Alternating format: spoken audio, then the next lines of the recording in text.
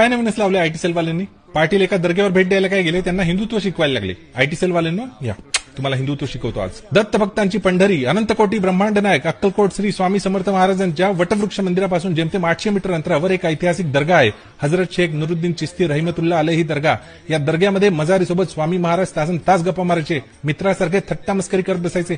त्यांना पण तुम्ही हिंदुत्व शिकवणार का आता? सद्गुरू श्री साईबाबांनी आपल्या आयुष्याची 55 वर्ष एका पडक्या मस्जिदीत व्यतीत केली. लोकांचं कल्याण केलं त्या मस्जिदीत बसून आणि त्या दैवी मस्जिदीला नाव दिलं द्वारकामाई. याच मस्जिदीवर भगवा आणि हिरवा दोन्ही रंगांचं एकत्रित निशाण फडकतं. बघा जाऊन एकदा शिर्डीला. अल्लख डरकाळी फोडणारे सद्गुरू श्री शंकर महाराज लहानपणी अंतापूरच्या पीर दाऊल मलिक दर्ग्यावर जाऊन बसायचे. मजारी सोबत खूप गप्पा गोष्टी करायचे, योग साधना सिद्धी करायचे. याच मजारीच्या सान्निध्यात अल्लाह देवे, अल्लाह दिलावे, अल्लाह दारू, अल्लाह खिलावे, अल्लाह बिगर नाही कोय, अल्लाह करे सोयी होय. जगद्गुरु तुकोबांचे अभंग येते. नाही फक्त हिंदू संत नव्हे, शेख महम्मद अविंद त्याचे हृदय गोविंद.